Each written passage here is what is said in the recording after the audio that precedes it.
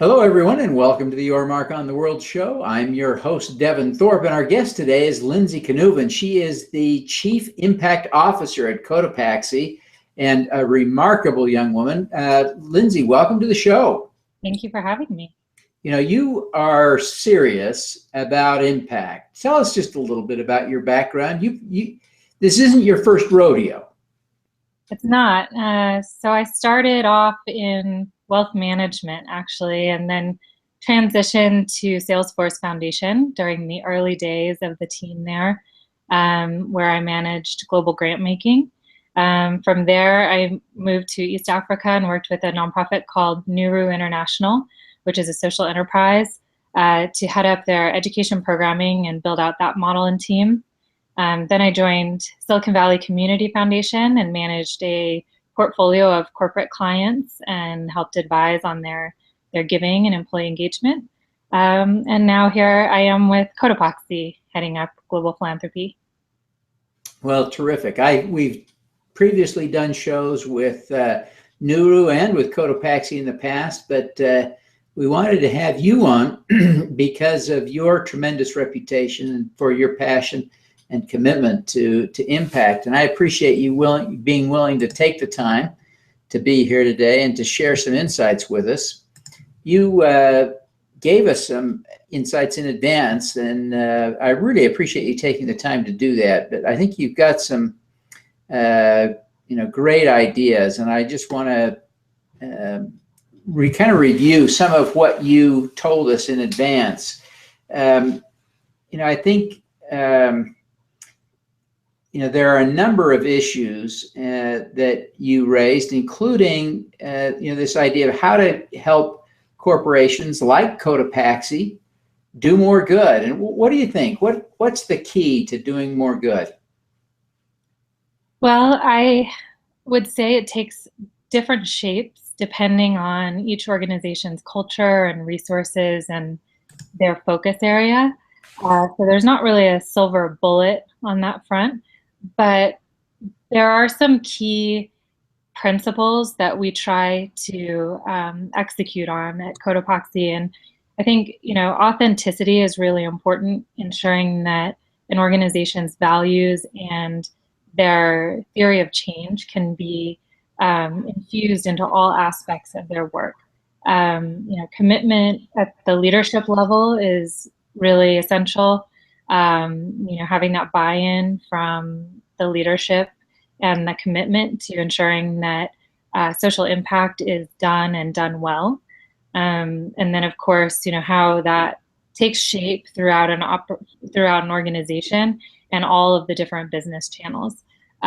So, my work represents a web of interventions, I'd say, including our philanthropy, how giving takes shape through our supply chain, our employee engagement, our community mobilization, how we use our event series to do good. So it's a very complex model, and I'd say that is really unique to each organization. It is influenced by the products and services and resources that they have at their disposal and how those can be leveraged to best create change. How are you doing that at Cotopaxi? Tell us a little bit about how you think about this in your context. So I joined the organization a year ago. We started by really taking stock of our resources and setting clear goals and clear focus areas. So we've honed in on health, education, and livelihoods and developed our strategy around those key pillars. We, as a young company, have a lot of power to mobilize the community. We probably have more power right now on that front than, say, on our cash giving front. But, we look at that essentially as a portfolio. How do all of these things how do we connect the dots between all of our different resources and advance our goals? So we have developed strategic partnerships to make progress against our 3 pillars. On the cash giving side, we've also infused some skills-based volunteerism through programs that provide technology training to refugee youth.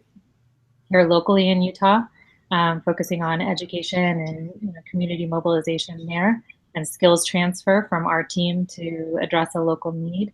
And then we also look at the opportunities within our supply chain and how we can shift our operations or develop our processes and our operations to ensure that we're strengthening the communities, the workers in the areas where we manufacture and the areas where we have a development process.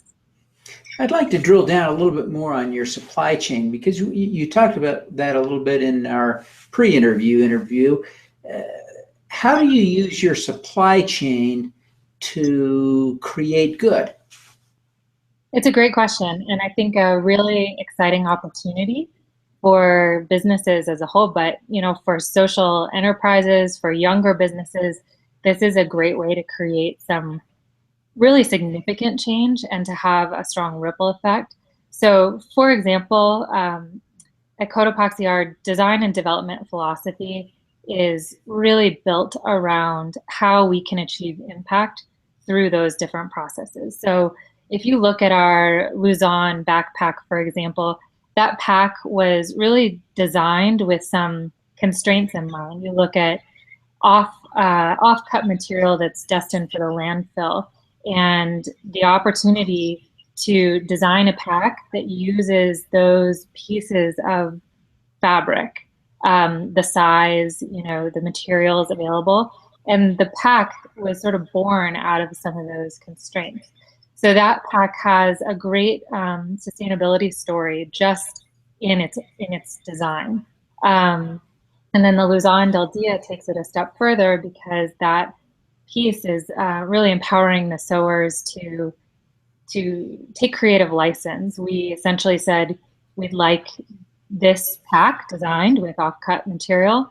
You pick all of the colors, you pick all of you design the pack using materials that were destined for the landfill. And that has really enabled the seamstresses to tell their own story through that design and get engaged in the creative process. So we're looking for opportunities like that in our supply chain, ways that we can design and develop and partner with factories to provide opportunity, for both the workers and also to reduce environmental impact. We have a similarly exciting story around our llama installations. So if you look at our Kusa line of products, we're using llama fleece as an insulating property, which is really exciting both from a technical angle and from a sustainability angle. It's an opportunity to use a material that is seldom used in a technical way, and to cultivate livelihood opportunities for smallholder farmers. So we're working right now on really the discovery and development of our supply chain around that material. Lindsey, how do you think about the tension between profitability and your mission or purpose? I guess I hope that it's not a tension. I hope that it's an opportunity for us to do well as a business by doing good. The better that we are, on our social impact side, I think the more engagement we drive, the more, the more brand equity, brand loyalty, the more interest we have from consumers in being a part of those processes and those initiatives. So for me, it creates a cycle. We're essentially building community at the same time as building a brand, and the community fuels our profitability, and that enables our giving and our engagement. So for me, those two pieces, really work intimately together, and they benefit one another. That is really the thinking behind the structure that the founders created when they formed Cotopaxi, incorporating as a benefit corporation and ensuring that those social and environmental values were baked into the bylaws in a way that makes these profit and purpose, goals really intertwined. So I'd say both structurally and kind of in terms of operations, we see those as pretty intimately linked. Yeah. Yesterday, you and I had a fun opportunity, and it was purely coincidental. You and I had not met before yesterday and ended up serving as, if you will, judges on a panel on behalf of the Community Foundation of Utah, looking to make some grants or investments in social enterprises. And I thought you had some really incisive feedback, comments, and analysis around some of the enterprises we saw yesterday. And so I just thought I'd tap into your insights. What do you think are some of the key points for creating a social enterprise, especially within a nonprofit context, as most were yesterday? Yep. So I love the model, the social enterprise model, fueling sustainability and scale through this hybrid approach. I think you're probably referring to some of my comments around ensuring that as you're taking this entrepreneurial approach and this more business-minded approach to a traditional nonprofit enterprise, ensuring that those models are rooted in need and in community-based solutions, I think is valuable. That there is a strong understanding of the issue, the people that you're benefiting or endeavoring to benefit, that you're engaging those individuals in the dialogue, and that your solution is not purely kind of a business modeling exercise, but that it is tied directly to your mission, and that connection is really data driven and based on best practices in both sectors. So I think, we see a lot of models in the social enterprise space where you have maybe a disjointed profitability engine, and that engine is not necessarily tied to your core business of serving these individuals. And I think you see a lot of strength when social enterprises are able to combine their expertise in the social sector with an income generating model, rather than having them live in isolation. Yeah. Well, Lindsey, I want to take advantage of the opportunity to have you here on the show to ask you some personal questions, a little bit more personal, but certainly you have a tremendous reputation in the community. You are a person that a lot of people look to as a role model, but who do you look up to as a role model? I was thinking about this, and there are two people who spring to mind. I'll start with Colleen Cassidy. She is the head of Oracle's foundation. And the reason that I have such great respect for Colleen is that she invests an incredible amount of thought and energy into her work. She is very humble. She's often behind the scenes, quietly working on these very long-term strategies in a very deliberate way that has generated some great internal momentum. She's patient. She looks at the long, the long outreach that the outcomes that she's driving at, and she's really persistent. She's tenacious, and I think that's she's got incredible talent there. She's been a great entrepreneur within the organization, building towards these long-term goals in a way that I think has been very effective, and then has also enabled them to innovate and evolve over the course of this long time horizon, but still remaining very laser focused on their ultimate goals. So I think combining innovation and and focus, and being able to mobilize her community around that has been really interesting. And the other person is a man named Philip Mohochi, who unfortunately passed away a couple years ago, but he was the chairman, the community leader at Nuru International in Kenya.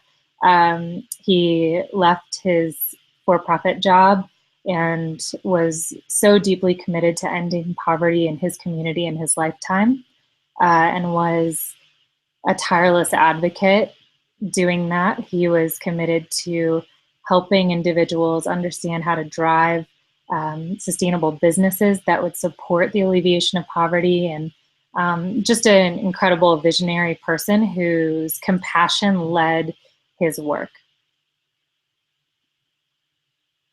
That's a great example. Now, Lindsey, you're an exceptionally bright young woman, and you could be doing just about anything, whether we're talking about Wall Street or Silicon Valley. Why have you devoted yourself to impact? So this is what I care about. It's, I think it's the most important thing that I can spend my time doing. I think if businesses can achieve this balance between, being a force for good and being profitable, they can marshal all of their resources and really make progress against some of our most intractable global problems. And I see this not only on the giving side, but also when you look at the power of each individual to affect change in their community, when they're passionate about something.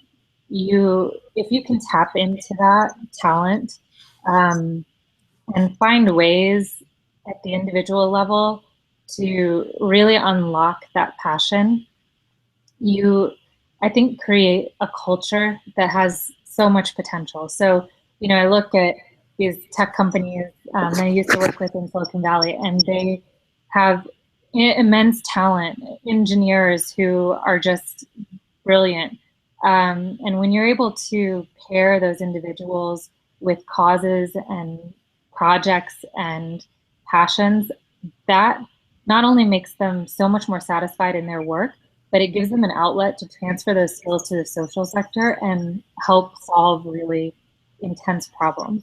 So I just see so much potential for good in the world to be done through this work, and I see, we're facing some really complex and global challenges that, to me, that's what I want to spend all of my time trying to address is, how do we end poverty in our lifetime?